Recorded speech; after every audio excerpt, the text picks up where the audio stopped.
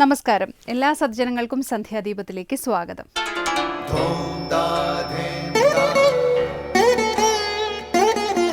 ശുഭം ഭവതു കല്യാണമായുസാരോഗ്യവർദ്ധനം സർവദുഃഖ വിനാശായ സന്ധ്യാദീപം നമോസ്തുതേ. നാമം ജപായനം പുണ്യം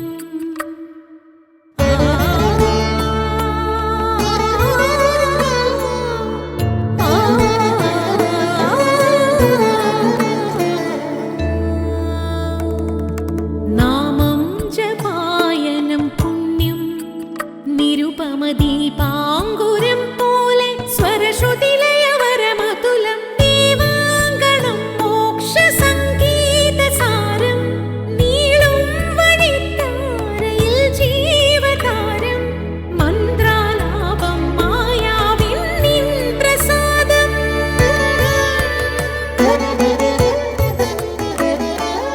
ഇരുൾ നീങ്ങിയുണരുന്ന തെളിനാളദീപം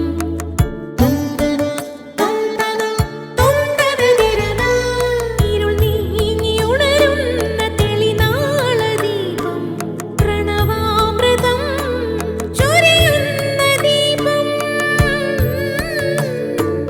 ദീപം ദീപം ദീപം ദീപം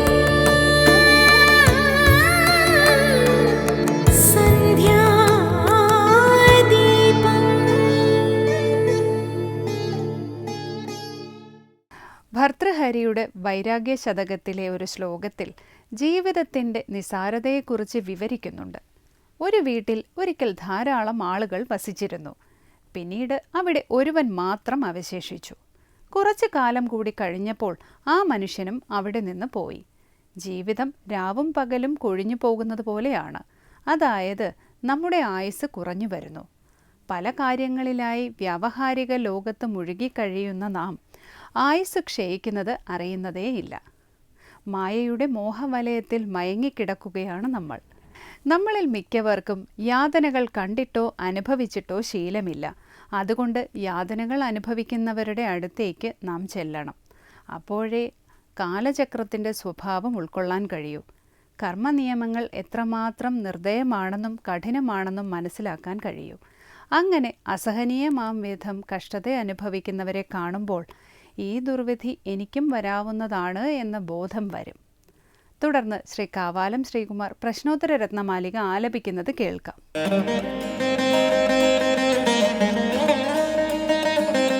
കോമായി പരമേശ ക ഇന്ദ്രജാലായത്തെ പ്രപഞ്ചോയം ക സ്വപ്നനിഭോ ജാഗ്രത് വ്യവഹാര സത്യമപി ച കിം ബ്രഹ്മ. കോമായി പരമേശ ക ഇന്ദ്രജാലായത്തെ പ്രപഞ്ചോയം ക സ്വപ്നനിഭോ ജാഗ്രത് വ്യവഹാര സത്യമപി ച കിം ബ്രഹ്മ. അടുത്തതായി ശങ്കര സ്തോത്രാമൃതം. ആനന്ദിപ്പിക്കുന്നവനാണ് രാജാവ്, നീചന്മാരെ സേവിക്കുന്നവൻ ശ്വാനനും, മായാവിയാകട്ടെ പരമേശ്വരനുമാണ്. ശ്രീ ശങ്കരാചാര്യരുടെ പ്രശ്നോത്തര രത്നമാലികയിലെ 57-ാം ശ്ലോകത്തിലെ ഈ ചോദ്യങ്ങൾ സ്വാമി ചിദാനന്ദപുരി വ്യാഖ്യാനിക്കുന്നത് കേൾക്കാം.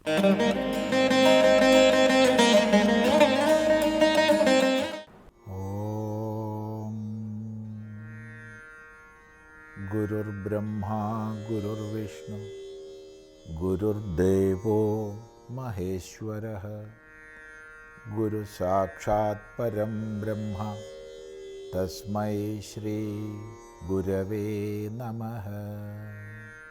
ഓം സദാശിവസമാരംഭാം ശങ്കരാചാര്യമധ്യമാം അസ്മദാചാര്യപര്യന്താം വന്ദേ ഗുരുപരമ്പരാം.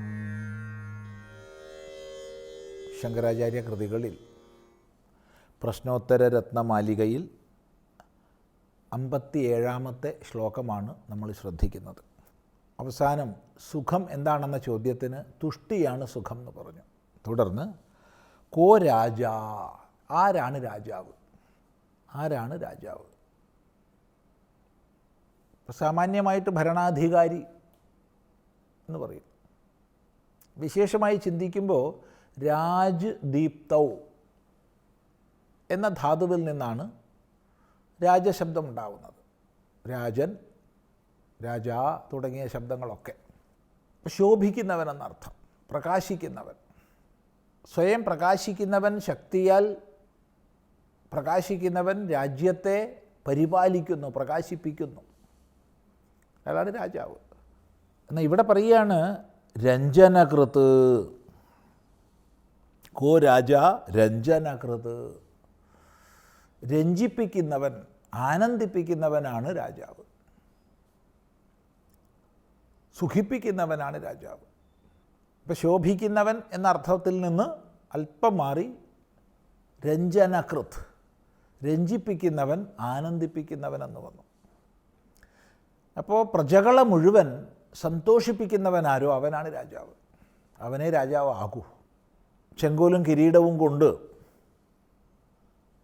ഒരു പ്രദേശത്തിൻ്റെ ഭരണാധികാരം കൊണ്ട് മാത്രം ഒരാൾ രാജാവാകുന്നില്ല. രാജാവ് രാജാവാകണമെങ്കിൽ അയാൾ പ്രജകൾക്ക് ക്ഷേമം നൽകണം. അതാണ് രഞ്ജനകൃത് എന്ന് പറഞ്ഞതിൻ്റെ താത്പര്യം. കോ രാജാ രഞ്ജനകൃത് കശ്ചശ്വാ നീചസേവകോ യസ്യാത്. കശ്ചശ്വാ, കഹ ശ്വാ, ആരാണ് ശ്വാനൻ? ശ്വാനൻ എന്നാൽ നായ. മറുപടി നീചസേവകഃ യഹ. യാതൊരാൾ നീചസേവകനാണോ, നീചന്മാരെ സേവിക്കുന്നുവോ, നീചന്മാരെ, ദുഷ്ടന്മാരെ, ഹീനന്മാരെ. നീചശബ്ദത്തിന് രണ്ട് രീതിയിൽ അർത്ഥം പറയാം. ഒന്ന് ഏറ്റവും ഹീനൻ, ഒന്നിനും കൊള്ളാത്തവൻ, അല്ലെങ്കിൽ ദുഷ്ടൻ. അങ്ങനെയുള്ളവരെ സേവിക്കുന്നവനാണ് നായ എന്ന് പറയുന്നു. താത്പര്യം അയാൾ മനുഷ്യനാണെങ്കിലും ശ്വാനവൃത്തിയിലാണ് അയാൾ കഴിയുന്നത്. കേവലം സേവകൻ എന്നുള്ള ഒറ്റ വൃത്തിയിലാണ് കഴിയുന്നത്. അതാണ് നീചസേവകന്മാരായ മനുഷ്യന്മാരെ നായയ്ക്ക് തുല്യം പറഞ്ഞത്. തുടർന്ന് കോ മായി പരമേശഃ ക ഇന്ദ്രജാലായത്തെ പ്രപഞ്ചോയം ക സ്വപ്നനിഭോ ജാഗ്രത് വ്യവഹാരഃ സത്യമപി ച കിം ബ്രഹ്മ. കോ മായി പരമേശഃ ക ഇന്ദ്രജാലായത്തെ പ്രപഞ്ചോയം ക സ്വപ്നനിഭോ ജാഗ്രത് വ്യവഹാര സത്യമപി ച കിം ബ്രഹ്മ. ഇവിടെ ഒന്നാമത്തെ ചോദ്യം, അതായത് 154-ാമത്തെ ചോദ്യം, കോമായി. കോമായി എന്ന് പറഞ്ഞാൽ കഹ മായി, ആരാണ് മായി? മായി എന്ന് പറഞ്ഞാൽ മായയെ വശത്തിൽ വച്ചിരിക്കുന്നവൻ, മായയോടൊത്തവൻ എന്നർത്ഥം. മായാവി എന്ന് പറയാം. അപ്പോൾ ആരാണ് മായാവി? ഇതാണ് ചോദ്യം. മറുപടി പരമേശഃ, പരമേശ്വരനാണ് മായാവി. പരമേശ്വരൻ്റെ അനന്യയും അഭിന്നയുമായ ശക്തിക്ക് പറയുന്ന പേരാണ് മായ എന്ന്. അപ്പം മായയെ വശത്തിൽ വച്ചിരിക്കുന്നവൻ പരമേശ്വരൻ മായാവി. മായാം തു പ്രകൃതിം വിദ്യാത് മായിനം തു മഹേശ്വരം എന്ന് ശ്രുതിയുണ്ട്. ഉപനിഷത്ത് തന്നെ പറയുകയാണ്, മായിനം തു മഹേശ്വരം വിദ്ധി. മായി എന്ന് മഹേശ്വരനെ അറിയൂ. അവൻ അധീനയാണ് മായ. മായാശക്തിയുക്തനാണ് മായാവി. അത് പരമേശ്വരൻ മാത്രം. അപ്പോൾ ചോദിക്കുകയാണ്, കഹ ഇന്ദ്രജാലായതേ. കഹ ഇന്ദ്രജാലായതേ, ഇന്ദ്രജാല സമാനം ആകുന്നത് എന്ത്? ഇപ്പം മായാവി എന്ന് പറഞ്ഞു. മായാവിയാണല്ലോ പലവിധ ഇന്ദ്രജാലങ്ങളെ കാണിക്കുന്നത്. ഒരു മായാവി നമ്മുടെ മുമ്പിൽ പ്രത്യക്ഷപ്പെട്ട് അയാളുടെ മായാശക്തി കൊണ്ട് പലതരത്തിൽപ്പെട്ട ജാലവിദ്യകളെ കാണിക്കുന്നു. ആ ജാലവിദ്യകളിൽ ഏറ്റവും ഉയർന്നതാണ് ഇന്ദ്രജാലവിദ്യകൾ. ഒരെത്തും പിടിയും ആർക്കും ലഭിക്കില്ല. അത്ഭുതകരമായി യുക്തി കൊണ്ട് വ്യാഖ്യാനിക്കാൻ കഴിയാത്ത പല ദൃശ്യജാലങ്ങളും തങ്ങളുടെ മുമ്പിൽ പ്രകടമാകുന്നു. എന്നാൽ വാസ്തവത്തിൽ അവിടെ മായാവി അല്ലാതെ വേറെ ആരും ഇല്ലതാനും. അതാണ് ഇന്ദ്രജാലത്തിൻ്റെ സവിശേഷത. ചില പ്രാചീന ഗ്രന്ഥങ്ങളിലൊക്കെ കാണുന്ന ഇന്ദ്രജാലം എന്ന് പറഞ്ഞാൽ നമ്മുടെ മുമ്പിൽ തന്നെ ദേവന്മാരും അസുരന്മാരും എല്ലാം പ്രകടമാവുകയും അവിടെ യുദ്ധം നടക്കുകയും വീഴുകയും രക്തപ്പുഴ ഒഴുകുകയൊക്കെ ചെയ്യും.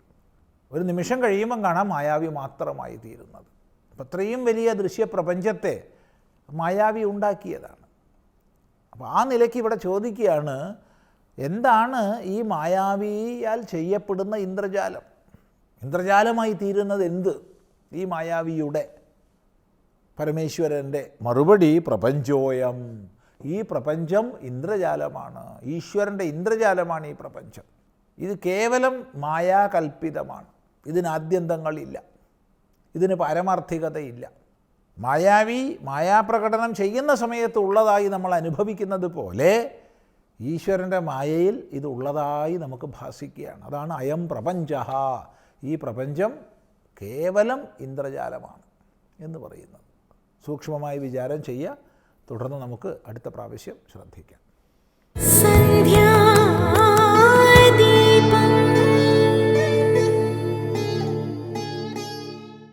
അടുത്തതായി സനാതനധർമ്മമാണ്.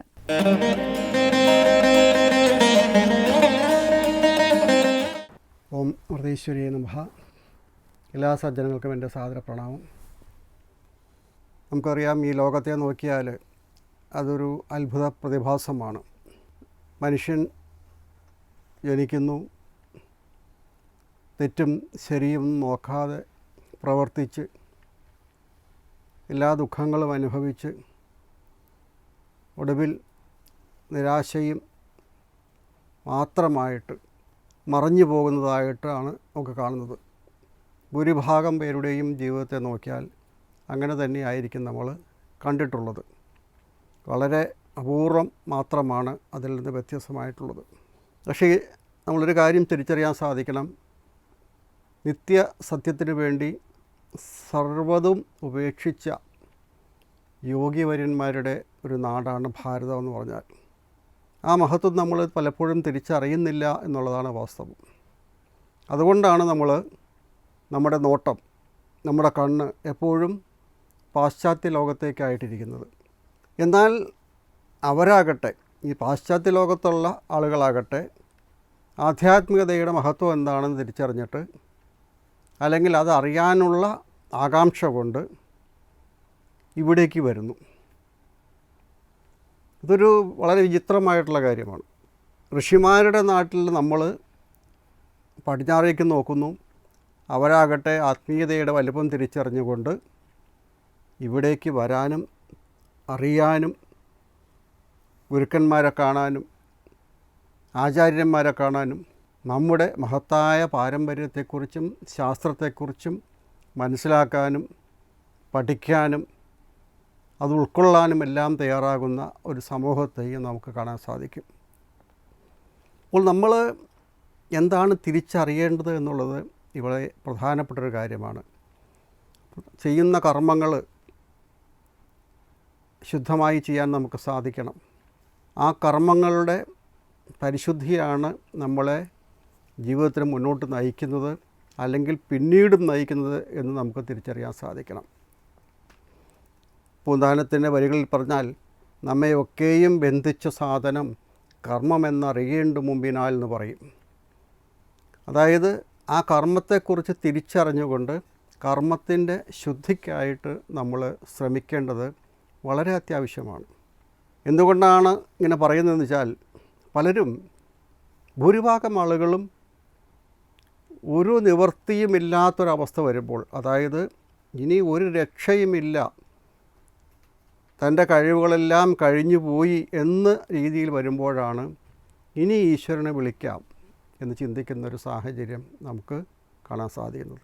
അപ്പോൾ അതുവരെയെല്ലാം ഞാനാണ്, എൻ്റെ കഴിവാണ്, എൻ്റെ ബുദ്ധിയാണ്, എൻ്റെ പഠിപ്പാണ്, ഞാൻ നേടിയതാണ്, എനിക്ക് നേരത്തെ നമ്മുടെ പൂർവികർ സമ്പാദിച്ചു തന്നതാണ്, അതാണ് ഞാൻ അനുഭവിക്കുന്നത്. ഇങ്ങനെ ഒരുപാട് തരത്തിലുള്ള അഹങ്കാരം കൊണ്ടും എല്ലാം ഞാൻ എന്നുള്ള ഭാവത്തിന് ഒരുപാട് മുൻതൂക്കം കൊടുത്തുകൊണ്ട് ജീവിക്കുന്നതായി കാണാൻ സാധിക്കും. പക്ഷേ എവിടെയെങ്കിലും ജീവിതത്തിൽ ഒരു വലിയ പാളിച്ച ഉണ്ടാകുന്ന സമയത്ത്, ഒരു വലിയ അടി കിട്ടുന്ന സമയത്ത്, ഇനി ഒരു രക്ഷയുമില്ല എന്ന് വരുമ്പോൾ ഈശ്വരനെ വിളിക്കുന്നതാണ് കാണാൻ സാധിക്കുന്നത്. പക്ഷേ അതല്ല സത്യം, അതല്ല വേണ്ടത്, അതല്ല ശരിയായ മാർഗം. എല്ലാം ഉള്ളപ്പോൾ തന്നെ ഈശ്വരനെ വിളിക്കാൻ സാധിക്കണം. എല്ലാം ഉള്ളപ്പോൾ തന്നെ ഈശ്വരൻ്റെ മഹത്വം തിരിച്ചറിയണം. എല്ലാം ഉള്ളപ്പോൾ തന്നെ ഈശ്വരനെ വിളിക്കുന്നവനാണ് ഉത്തമനായിട്ടുള്ളത്. അവനാണ് തിരിച്ചറിവുള്ളവനെന്ന് നമുക്ക് കണക്കാക്കാൻ സാധിക്കുന്നത്. അവനാണ് ഭക്തൻ, അവനാണ് വിവേകമുള്ളവൻ.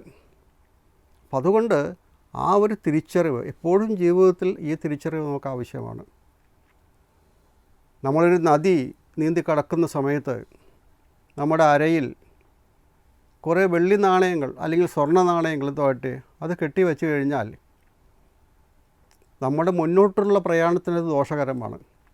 സ്വർണത്തിനും വെള്ളിക്കുമൊക്കെ വലിയ വിലയുണ്ട്, ശരിയാണ്. പക്ഷേ അത് നമ്മുടെ ജീവൻ തന്നെ ചിലപ്പോൾ കളഞ്ഞേക്കാം. അപ്പോൾ നമ്മൾ അരയിൽ കെട്ടിവെച്ച് കൊണ്ടുപോകുന്ന എത്ര വലിപ്പമുള്ളതോ അത്ര വിലയുള്ളതാണെങ്കിൽ പോലും അതിലും വിലയേറിയതാണ് മനുഷ്യൻ്റെ ജീവൻ എന്ന് തിരിച്ചറിയാൻ സാധിക്കണം. നമ്മുടെ ജീവൻ്റെ വിലയുമായിട്ട് താരതമ്യം ചെയ്യുന്ന സമയത്ത് ആ വെള്ളി അല്ലെങ്കിൽ സ്വർണ്ണ നാണയങ്ങൾ നമുക്കൊരു ഭീഷണിയാണ്, ജീവിതത്തിന് ഭീഷണിയാണ്, ജീവന് ഭീഷണിയാണ്.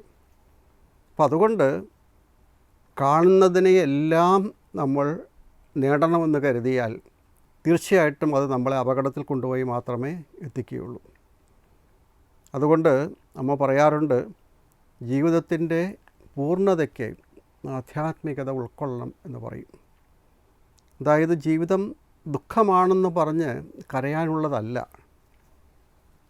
അത് നമ്മളെ അമരത്വത്തിലേക്ക് നയിക്കുന്ന, സഹായിക്കുന്ന, അവിടേക്ക് ഉയർത്തുന്ന ഏറ്റവും വലിയൊരു കർമ്മമാണ്, ഏറ്റവും വലിയ തിരിച്ചറിവാണ്.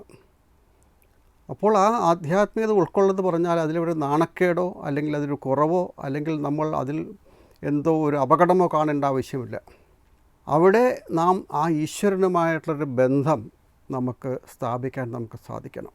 നിഷ്കളങ്കമായിട്ടുള്ള ഈശ്വരപ്രേമത്തിലൂടെ കിട്ടുന്ന ആനന്ദത്തെ സാധാരണ ജനങ്ങൾക്ക് അറിയില്ല എന്നുള്ളത് സത്യമാണ്.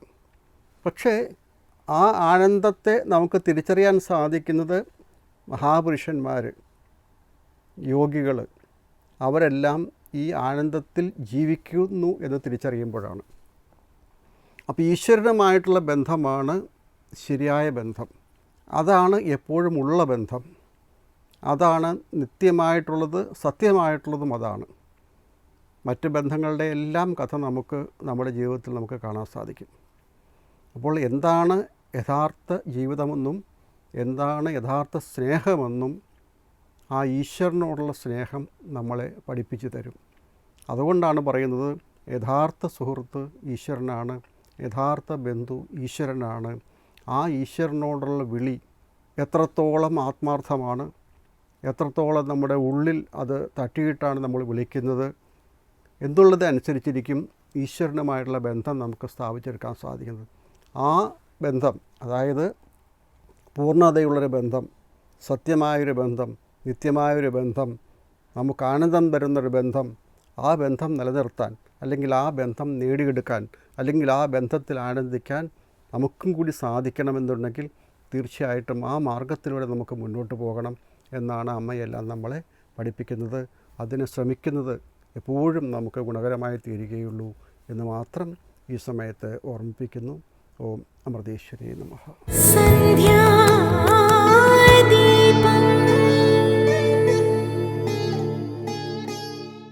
തുടർന്ന് ദീപാരാധനയാണ്. ക്ഷേത്ര സന്നിധിയിലെത്തി മംഗളാരതി തൊഴുത് ഇന്നത്തേക്ക് മടങ്ങാം. എല്ലാവർക്കും നമസ്കാരം.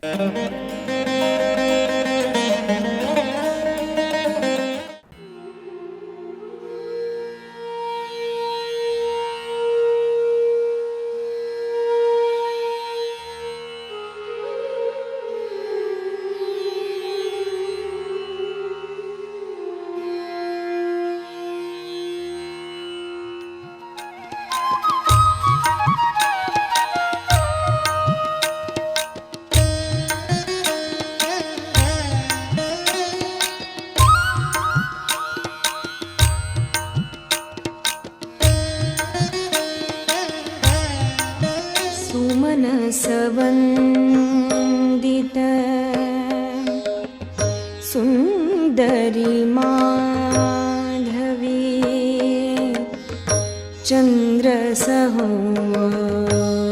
चन्द्रसहोदरी हेममये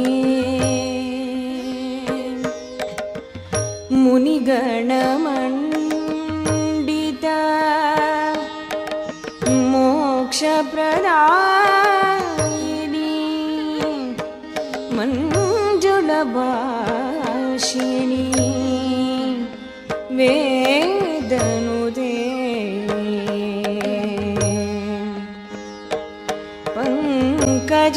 पङ्कजवासिनी देवसुपूजिता सगुणवर्षिणी शान्तियुते जय जय हे मधुसूदनकामिनी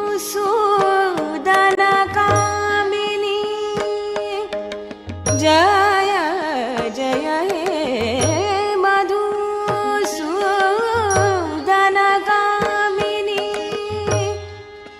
आदिलक्ष्मी